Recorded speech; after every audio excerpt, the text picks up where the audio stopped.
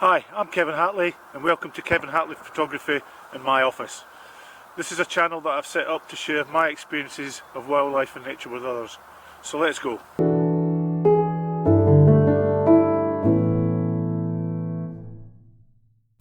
As late autumn begins to move into winter here in the UK, I tend to find myself, rather strangely enough, looking out for trees, bushes and hedgerows that have berries on them. Why is that, you may ask? Well, I'm not the only one that's actually searching for them, because it's that time of year that here in the UK we have hundreds of thousands, if not into the millions, of redwings and fieldfares that come into the UK in search of food, and the main food source they're after is berries.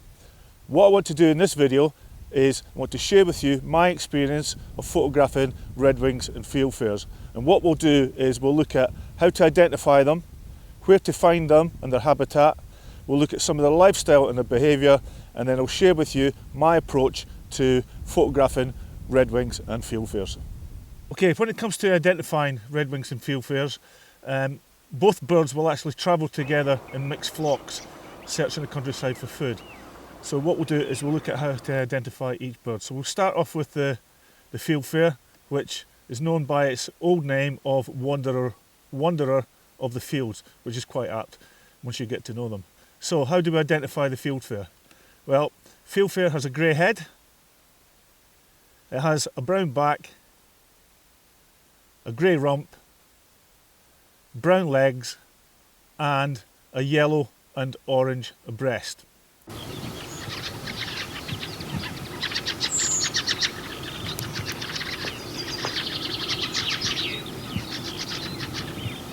When it comes to the redwing, identifiable, gets its name from its red wing.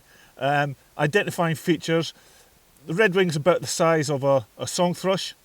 It has a white eye stripe, which is one of its most distinguishing recognition features. It has a red and orange patch on its wing and on its side. It's got brown and pink legs. It has a thrush-like chest, and as I said, it's similar in size to the song thrush, but it's actually the smallest thrush that we have here in the UK.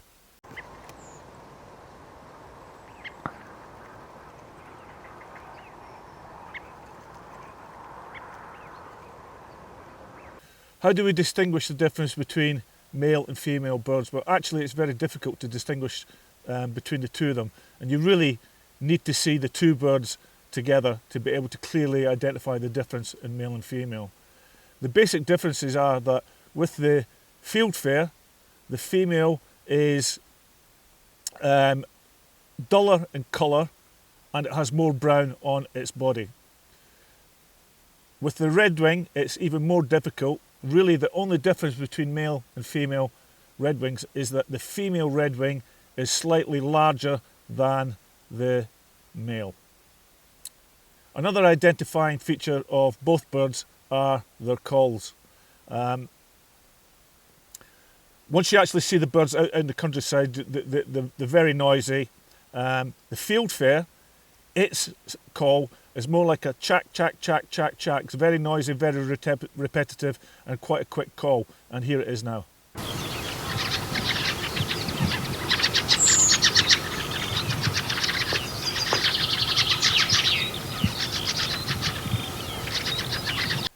When it comes to the redwing, it's more a slower, repetitive seep, seep, seep. And it's often heard at night when redwings are migrating. If you get a still night in sort of like late October, early November, when the redwings are coming into the country, they migrate by night and you can hear their sound quite clearly. It's seep, seep, seep, and here it is now.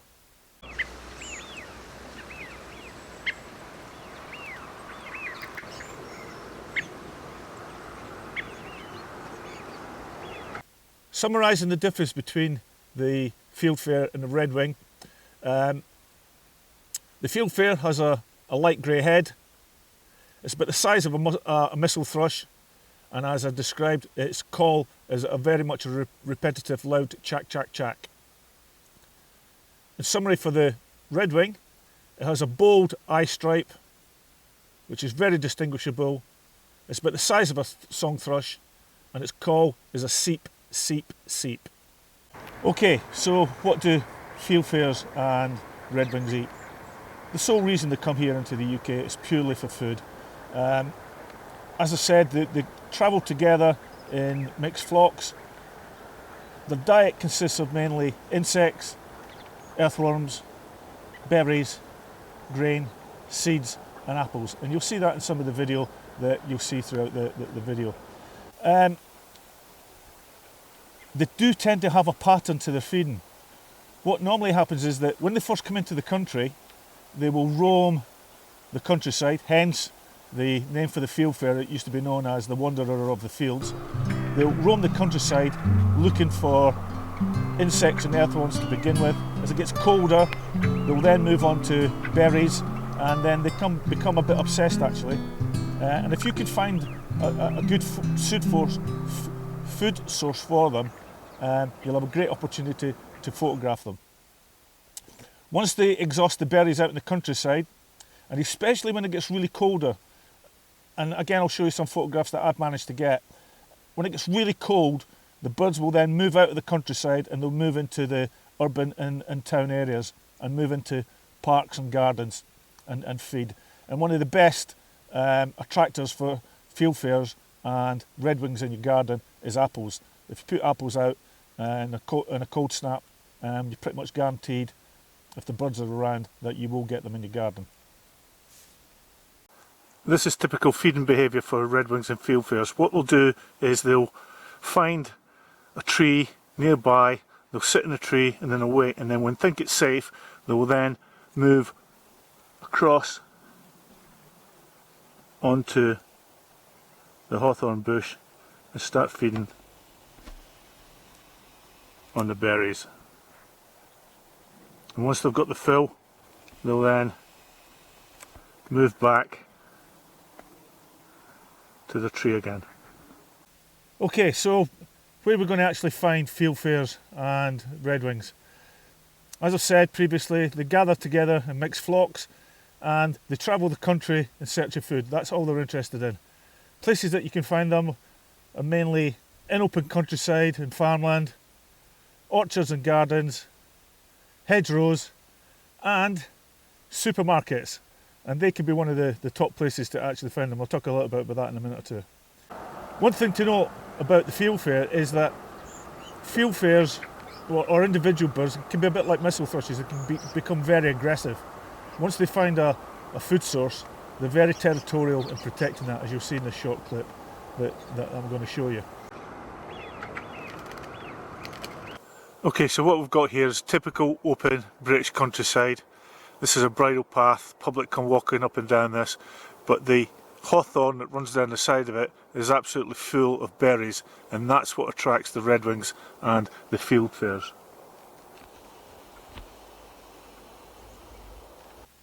As previously mentioned, once it gets really colder and the birds have exhausted the supply of berries out in the countryside, they'll move into towns and into gardens.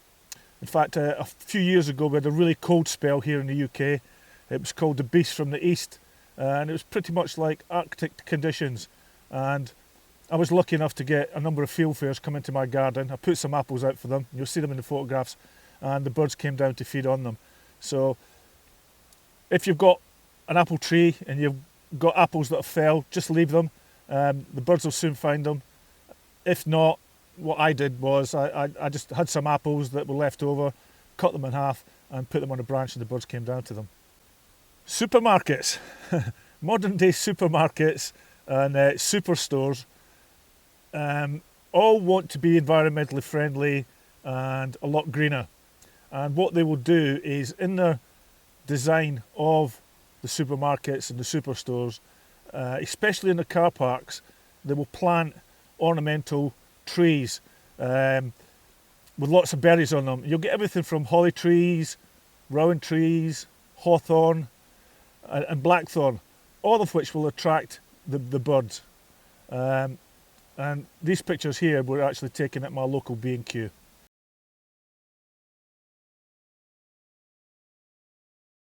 Okay, how do we go about actually photographing redwings and fieldfares? Well, my approach is as follows. As I've said, winter is the best time of year to photograph both birds. That's easier said than done, because when they first come into the country they're very skittish, and you as an individual out on the ground, you're not going to get anywhere near them. They will just be up and away immediately. Hence why I'm sat here in my car, and I'll talk a little about that later. As it gets colder, it gets easier, and so here are my top tips to photographing redwings and fieldfares.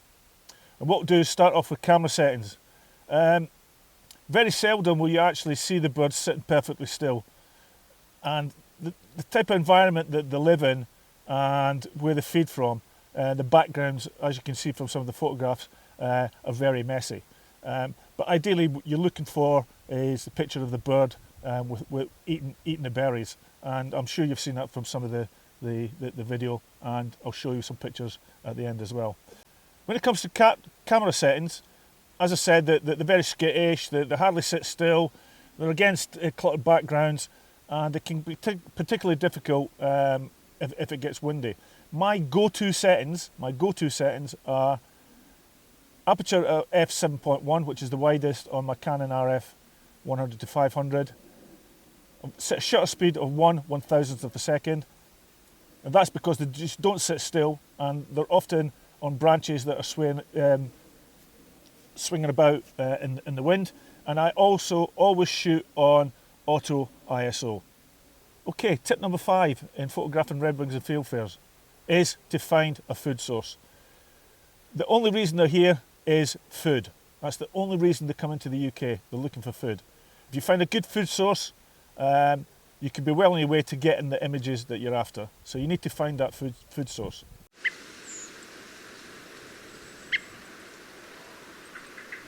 Tip number 4 is location. As I said previously, we looked at the type of locations that you'll find them in: open countryside, parks and gardens, supermarkets. They're all the sorts of areas that you need to keep your eye open, especially where there is a food source. Combine the food source with the location, and you could well be on to getting, as I've said, the images that you're after. Tip number 3. Tip number 3 is about the weather. Especially here in the UK, the weather can be pretty unpredictable, and it can change every hour. Best days are bright, overcast days. Today is a little bit too bright. It's good light, but it's a little bit too bright, could be a little bit harsh. Ideally what you're looking for is a bright, overcast day. Try and avoid damp, dull grey days, because they're not the sort of skies or backgrounds that you want. And windy days also should be avoided. As I said, the birds sit in high up in the trees and the branches, on the bushes, and they're often swinging about in the wind and can prove difficult to get a decent image of.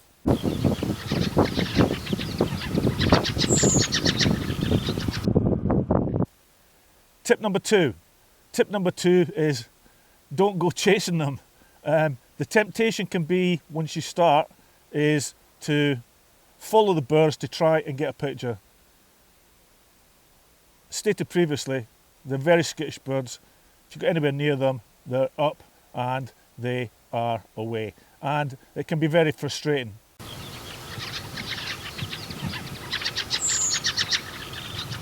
The best thing to do, and that takes me into tip number 1, is to pick a spot. Pick a spot where you know that the birds are feeding. Get into position. I'm sat here in my car. It's the human shape, the human form that they're scared of, and that's what will get them up and away. However, if you sit in your car and you're patient and you pick a spot, then the birds will come to you, and that's when you will get the opportunity to get the images that you're after. So don't go chasing the birds. Pick a spot, sit, be patient, wait, and I'm sure you will get the images you're after.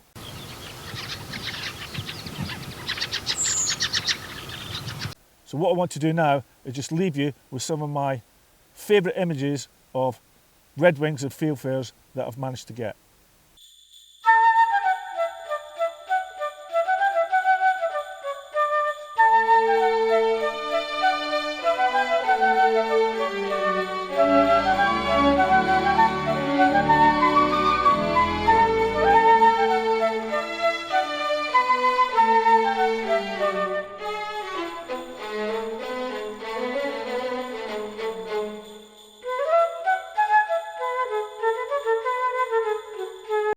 Okay, thanks for watching this edition of Kevin Hatley Photography and how to photograph redwings and fieldfares.